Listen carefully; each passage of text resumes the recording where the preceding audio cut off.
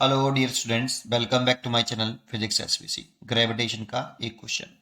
The additional kinetic energy to be provided to a satellite of mass small m revolving around the planet of mass capital M to transfer its from the circular orbit of radius. Circular orbit की radius रखी R1 to under radius R2 और R2 greater than R1 each. पहले तो एक figure बनाते हैं, फिर इस फिगर से समझते हैं इसको कि एक ये प्लेनेट है, ये कोई प्लेनेट, ठीक। और ये तो प्लेनेट हो गया।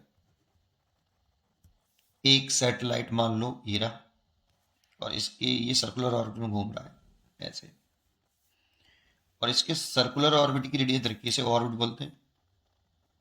ये सेंटर से सेंटर तक की डिस्टेंस है, radius of orbit, circular orbit की रेडियस है ये हमें R1 गिवन है। ये एक सैटेलाइट हो गया आपका। यही सैटेलाइट को एडिशनल काइनेटिक एनर्जी देके एक अनदर ऑर्बिट में भेजना है। ये सैटेलाइट था, इस सैटेलाइट को यहां भेज दिया, जिसकी रेडियस ऑफ ऑर्बिट कितनी है, ये वाली। ये रेडियस ऑफ ऑर्बिट R2 है, और देखो R2 बड़ा है, दे रखा है किससे, R1 से, तो R2 ग्रेटर देन R1, और ये ऑर्बिट से आपकी।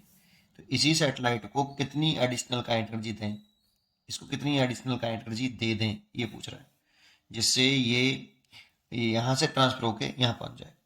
क्वेश्चन ये है, ठीक है। इसको समझने के लिए सबसे पहले हमें थोड़ा सा अपनी थ्योरी पर कंट्रोल करना पड़ेगा, फॉर्मूले पर। देखो, अगर कोई प्लेनेट होता है, कोई भी प्लेनेट हो, ये कोई प्लेनेट है जिसका मास अगर मैं कैपिटल एम मान लूँ और रेडियस कैपिटल आर मान लूँ, और ये कोई सैटेलाइट है, ये रहा, ये ऐसे घूम रहा है,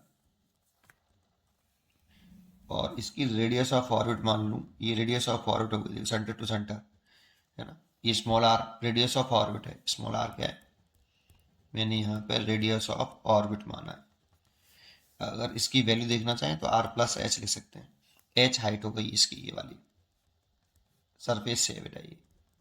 सर इस H हाइट की जरूरत नहीं, क्योंकि रेडियस ऑफ ऑर्बिट दे रखी है क्वेश्चन में। ये ऑर्बिटल वेलोसिटी से घूम रहा हुआ है यहाँ पे, इस पे ऑर्बिटल वेलोसिटी होगी V0। सैटेलाइट का मास स्मॉल है। जन तो इसके पास तीन एनर्जियां होंगी, एक काइनेटिक एनर्जी, एक पोटेंशियल एनर्जी और एक टोटल एनर्जी। सैटेलाइट के पास जब ये रिवॉल्व कर रहा होगा, तो ऑर्बिटल वेलोसिटी ऑफ सैटेलाइट हमें याद होना चाहिए, रूट के अंदर होता है G capital M over small r. Small r आता है, रेडियस ऑफ ऑर्बिट आती है, सेंटर से, प्लेनेट के सेंटर से सैटेलाइट के सेंटर तक की डिस्टेंस आती है, रेडियस ऑफ ऑर्बिट ये वाली डिस्टेंस आएगी, देखो यहाँ। और प्लेनेट के मास पर डिपेंड करता है, बट सैटेलाइट के मास से इंडिपेंडेंट होती है ऑर्बिटल वेलोसिटी ऑफ सैटेलाइट। यहाँ पे केवल प्लेनेट का मास आएगा, सैटेलाइट का नहीं आएगा। तो काइनेटिक एनर्जी ऑफ सैटेलाइट लिखें, काइनेटिक एनर्जी ऑफ सैटेलाइट, पहले फॉर्मूले, फिर उसके बाद क्वेश्चन में कुछ नहीं है। काइनेटिक एनर्जी ऑफ सैटेलाइट लिखें तो kinetic energy K is equal to half M orbital velocity का स्क्वायर। मास है M और ऑर्बिटल स्पीड भी है, वैल्यू पुट कर दें अगर ये वाली यहाँ, तो स्क्वायर से रूट हट जाएगा, देखो ये वाला, तो कितना हो जाएगा G capital M small m over 2R। तो ये काइनेटिक एनर्जी होगी, और ये ऑलवेज पॉजिटिव, नेवर नेगेटिव, है ना। एंड ग्रेविटेशनल पोटेंशियल एनर्जी अगर लिखते हैं,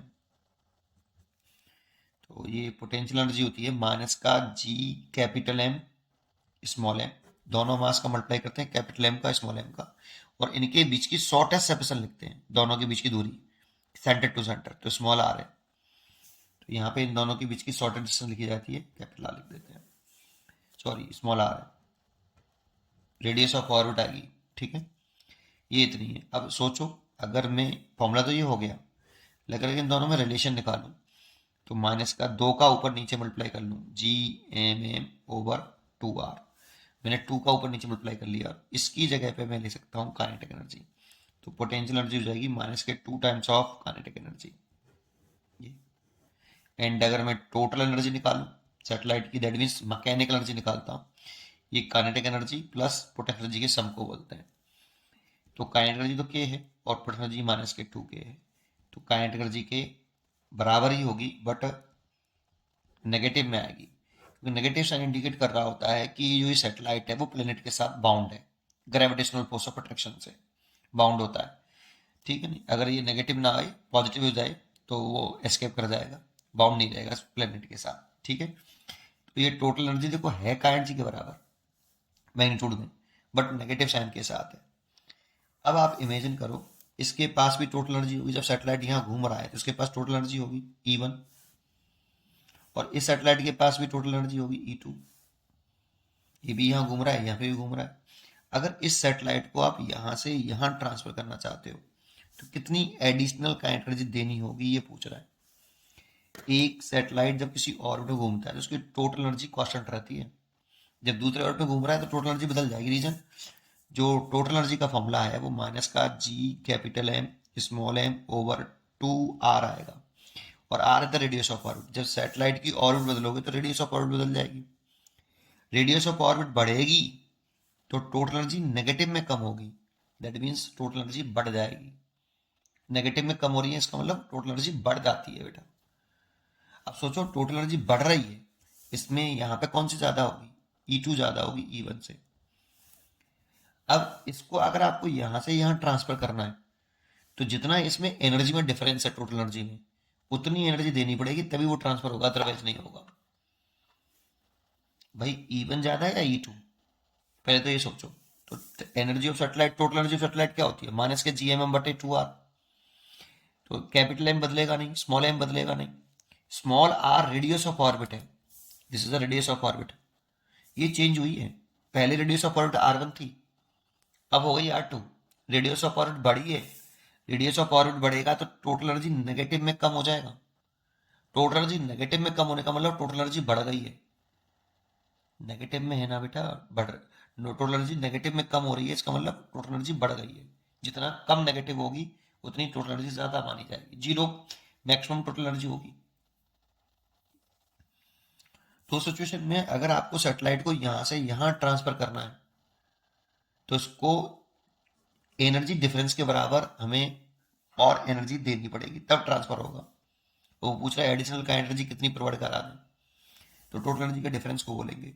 तो एडिशनल काइनेटिक एनर्जी प्रोवाइडेड कितनी, टोटल एनर्जी का डिफरेंस ये। और वैसे भी देखो जो टोटल एनर्जी है ना वो नेगेटिव ऑफ का एनर्जी के बराबर है, का एनर्जी का फॉर्मूला और टोटल एनर्जी का फॉर्मूला बराबर है, बस नेगेटिव साइन का अंतर है। तो थोड़ा अंतर नहीं, बहुत बड़ा अंतर हो गया वैसे तो, ये प्लस में है और ये माइनस में। माइनस साइन ये बताता है कि वो बाउंड है ग्रेविटेशनल फोर्स ऑफ अट्रैक्शन से, है ना। तो कितनी एनर्जी प्रोवाइड करा दें भाई, तो E2 की वैल्यू लिख दो, इस वाले फॉर्मूले से टोटल एनर्जी लिख रहा हूँ, तो माइनस का G capital M small M by 2। ये रेडियस ऑफ ऑर्बिट है जो कि यहाँ पे कैपिटल R2 है बेटा, रेडियस ऑफ R2 है, तो R2 आएगा minus N minus G capital M small M over 2r1, ऐसे माइनस माइनस प्लस हो जाएगा, तो G capital M small M over 2r1 minus G capital M small M by 2r2। यहाँ से G capital M small M by 2 common ले लें तो 1/r1 minus 1/r2। ये आंसर हो गया एडिशनल काइनेटिक एनर्जी। इतनी एडिशनल काइनेटिक एनर्जी हमें देनी होगी, तब वो सैटेलाइट जो है इस ऑर्बिट को से इस वाले ऑर्बिट में ट्रांसफर होगा। एक चीज और चेक कर लो, kinetic energy are always positive, negative sign positive sign का डिफरेंस जो है बच्चों को समझ में आना चाहिए। यहाँ से अगर मैं R1 R2 एलसीएम ले लूँ ना तो ये R2 माइनस R1 आएगा, और ये G capital M small M by 2। Answer तो ये हो गया। अब सोचो R2 बढ़ा है क्या R1, तो R2 बढ़ा है, R2 बढ़ा है R1 से तो R2 बढ़ा होगा R1 से, तो उस वाली कंडीशन में ये पॉजिटिव आएगी, और पॉजिटिव ही चाहिए होती है, का एनर्जी नॉट नेवर नेगेटिव।